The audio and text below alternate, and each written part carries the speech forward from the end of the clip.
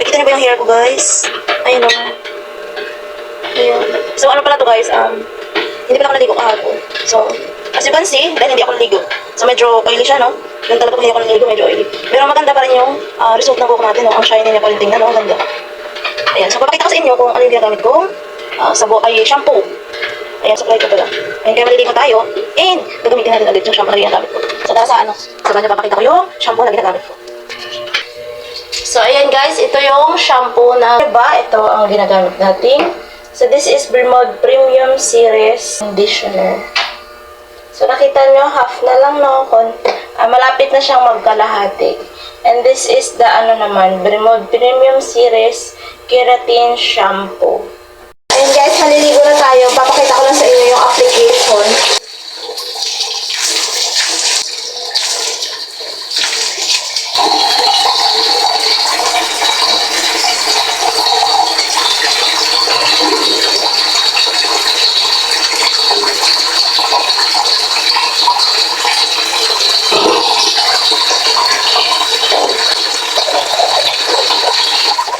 Dito mo mapagpatunayan kung gaano kabula yung natin, yung shampoo. Kasi diba yung ibang shampoo, hindi siya ganun kabula.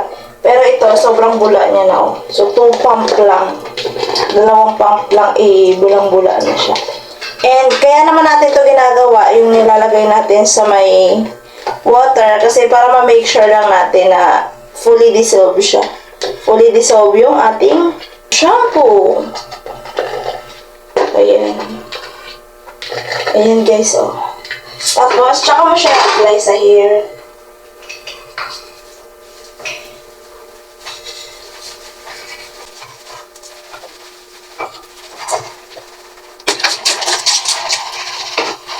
Ito talaga yung shampoo na as in, literal na sobrang bula.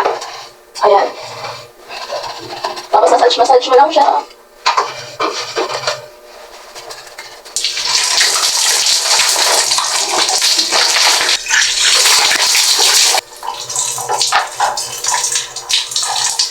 Diba ganyan na siya? So, pag tinignan mo, syempre, hindi siya mas smooth, no? So, kaya napaka-importante na nag-apply tayo ng Bremod. Ayan. So, next natin is yung Bremod na conditioner. Ayan. So, dapat nag-apply tayo ng conditioner.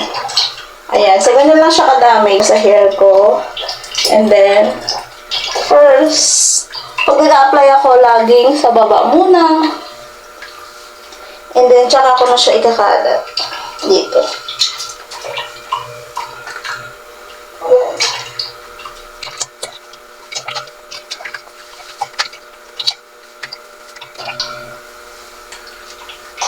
Ayan.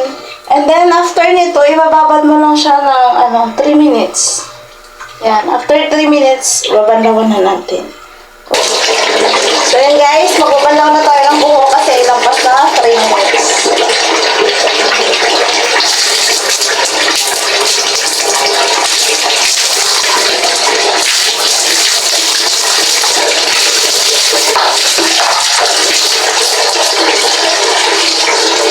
Ayan, nakita nyo ba kung gaano ka-smooth yung hair natin?